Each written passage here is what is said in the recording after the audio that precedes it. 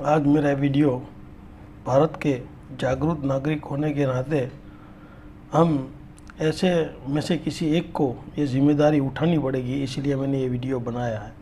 तो मैं शुरुआत कर देता हूँ, बस आपका सपोर्ट चाहिए, क्योंकि ये लाखों बच्चों की ज़िंदगी और उन माँ बाप के जो बचाए एक एक रुपया जमा कर है उसकी ज़िंदगी का सवाल है।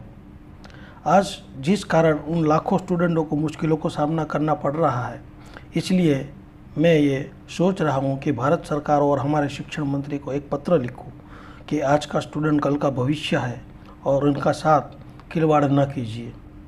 अभी जो सब बच्चों के लिए सर दर्द बनी है, इस नीट की परीक्षा से बच्चों को और उनके परिवार और उनके भविष्य और मेहनत और उनके सपनों पर उसका असर होता है।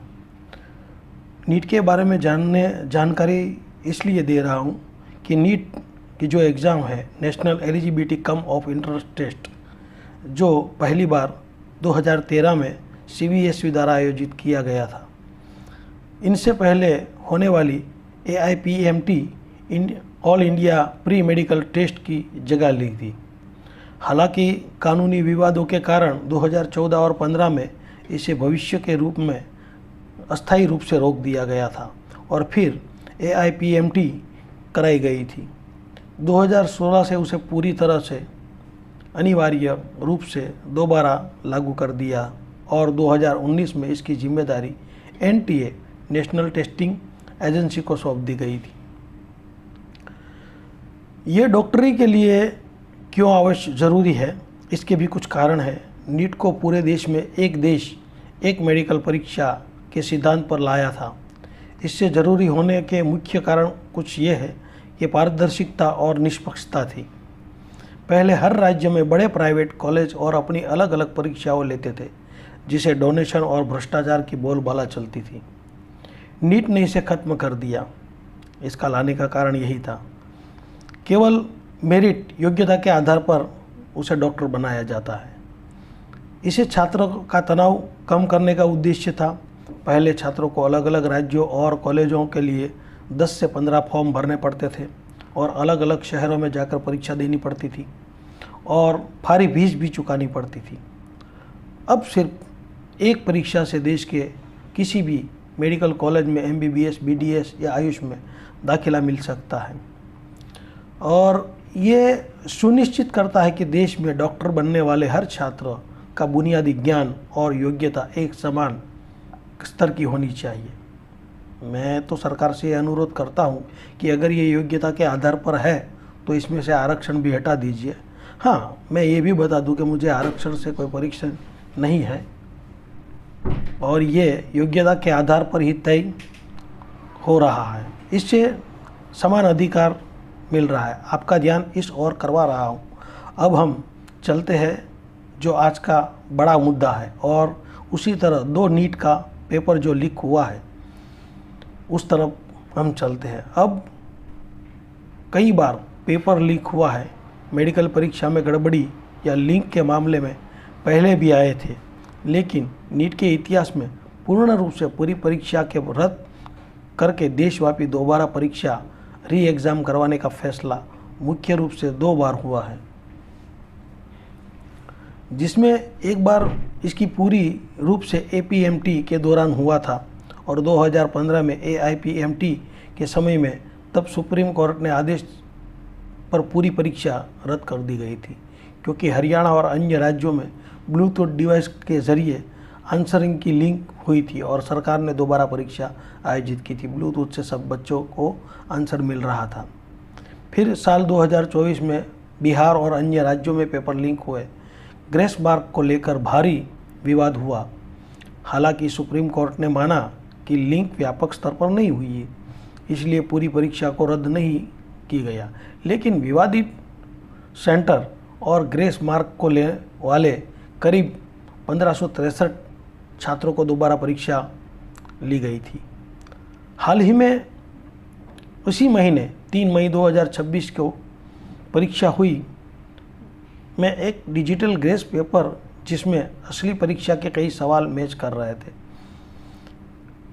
इसकी पुष्टि के बाद सरकार ने NTA को कड़ा और रुख अपनाते हुए नीट यूजी 2026 की पूरी तरह रद्द कर दी गई है और इस पूरी परीक्षा को 21 जून 2026 में री एग्ज़ाम का आयोजन किया है। इसके अलावा 2017 और 2021 में स्थानीय स्तर पर जैसे जयपुर या किसी खास सेंटर पर लीक यानी के नकल के आरोप लगे थे, लेकिन तब केवल दोषियों पर कार्रवाई हुई थी, पूरी परीक्षा रद्द नहीं हुई थी। इससे होनहार स्टूडेंट पर बड़ा असर पड़ता है। यह सब दुखद पहलू है। ईमानदारी से दिन रात पढ़ाई करने वाले होनहार बच्चे जो इसके दिमाग पर उसका बहुत मानसिक और गहरा असर पड़ता है, भावनात्मक असर पड़ता है। मानसिक तनाव और हताशा से जो छात्र सालों तक सब कुछ छोड़कर त्याग करके मित्रों से दूरी बनाते हैं, परिवार से दूरी बनाते हैं, फंक्शन अटेंड नहीं करते, पूरा सब कुछ त्याग करके 14 से 16 घंटे पढ़ाई करते हैं, परीक्षा रद्द होने के कारण खबर सुनते ही मानसिक रूप से वो टूट जाते हैं और फिर उन्होंने फिर से तनावपूर्ण और दौर से गुजरना पड़ता है। असुरक्षा की भावना उसके मन में होती है। छात्रों का सिस्टम, सरकार और अपनी खुद की मेहनत पर से भरोसा उठने लगता है और उन्हें लगता है कि उनकी ईमानदारी पर जैसे भ्रष्टाचार भारी पड़ रहा है। फिर रैंक और कट ऑफ पर उसका असर पड़ता है।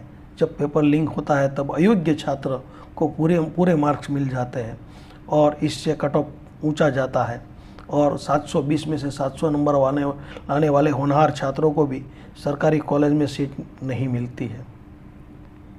समय और पैसे दोनों की बर्बादी होती है। दोबारा परीक्षा की तैयारी के लिए छात्रों को फिर से वही किताब, कोचिंग, वही नोट्स, वही उठाने पड़ते हैं और फिर उनकी कीमत भी चुकाना पड़ता है। समय की मर्यादा भी होती है, समय बर्बाद होता है। सरकार को इसके लिए ठोस कदम उठाने चाहिए ताकि यह ना हो।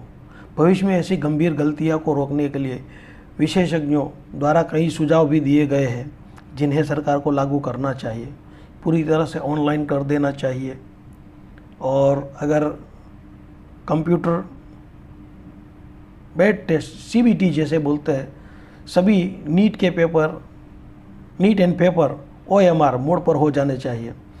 अब पेपर प्रिंटिंग प्रेस को लेकर परीक्षा केंद्रों में स्ट्रॉन्ग रूम से किया जाता है, लेकिन लीक होने के चांस सबसे ज़्यादा रहते हैं। अगर JEE मेन की तरह कंप्यूटर बेस्ड कर दिया जाए तो पेपर सीधे परीक्षा शुरू होने से कुछ मिनट पहले डिजिटल रूप से एंट्री कोड में स्क्रीन पर आ जाएगा, जिससे फिजिकल लिंक होने नामुमकिन हो जाएगा।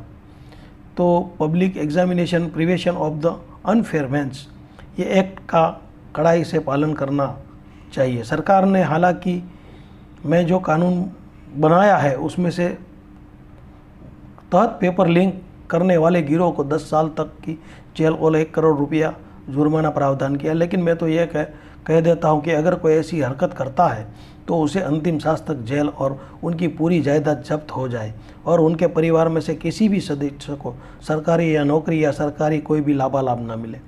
कोई ऐसा कानून हो जो इंसान बुरा काम करने में और भविष्य में ना करे, या बुरा काम तब करता है या तो खुद के लिए या परिवार के लिए, ना तो परिवार बचेगा ना खुद बचेगा और लालच में आकर बुरा काम करने से रोकेगा। इसके लिए इसकी खतरनाक सज़ा होनी चाहिए।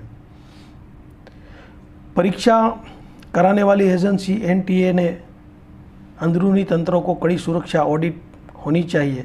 सवाल सेट करने वाले से लेकर ट्रांसलेटर और प्रिंटिंग प्रेस से लेकर हर कर्मचारियों की गतिविधियों पर कड़ी निगरानी रखनी चाहिए और रॉन्ग ट्रैकिंग होनी चाहिए।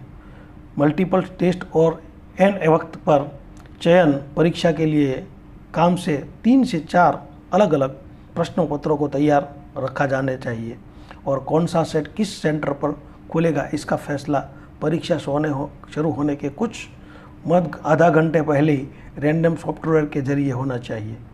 मैं तो कहता हूँ कि जैसे ही बजट बनाने वाले को तब तक डिक्लेयर जब तक नहीं होता तब तक रोका जाता है, वैसे ही प्रश्न पत्र बनाने वाले को जब तक परीक्षा पूरी नहीं होती तब तक आपको नज़र के सामने कैद रखना चाहिए। किसी की लापरवाही के कारण बच्चे को सुसाइड करना पड़ता है, मन में कई सारे सवाल भी होते हैं, जबकि जवाब इतने सारे हैं कि अगर इसके बारे में डिबेट करेंगे तो पूरा दिन बीत जाएगा। लेकिन वर्तमान सरकार समझदार है। मेरा यह संदेश कुछ ठोस कदम ज़रूर उठाएगी, ऐसा मैं आशा रखता हूँ। यह देश के भविष्य यानी हमारे बच्चों के भविष्य का और चिंता है। अगर भविष्य में डॉक्टर से जुड़ा ये मामला है, इसलिए मैं शून्य लापरवाही की नीति को एकमात्र समाधान है, ऐसा मैं मानता हूँ। जब वो भ्रष्टाचार करके डॉक्टर बनेंगे तो खुद इंसान की ज़िंदगी के साथ खिलवाड़ करेंगे, ये आप जानते हैं। पर हम एक जागरूक नागरिक होने के कारण इसकी ओर सरकार को ध्यान करवाने की कोशिश कर रहे हैं। तो ये मेरा एक निजी मत है कि सरकार इन बच्चों के भविष्य के साथ खिलवाड़ ना हो, ताकि वो डॉक्टरी करने के बाद, डॉक्टर बनने के बाद भी ईमानदारी और इंसान के शरीर के साथ खिलवाड़ ना करें। आज के डॉक्टर जो ठूस देकर या पेपर लीक होने के कारण जो लोग भविष्य में डॉक्टर बनेंगे, ये या तो किसी की किडनी काटेंगे या किसी का हार्ट काटेंगे या कुछ ना कुछ निकालते रहेंगे, क्योंकि उसने बहुत खर्चा करके इस जगह पे वो पहुँचे हैं। तो ये वसूली तो इंसान के शरीर के साथ खिलवाड़ करके ही करेंगे। इसीलिए मैं सरकार से ये अनुरोध करता हूँ कि ऐसा ना हो, इसके लिए कुछ ठोस कदम उठाए। ये मेरी एक सरकार से अनुरोध है। और आप सब इसके बारे में क्या सोच रहे हैं? जैसा मैंने सोचा एक जागरूक नागरिक होने के कारण, क्या आप भी वही सोच रहे हैं?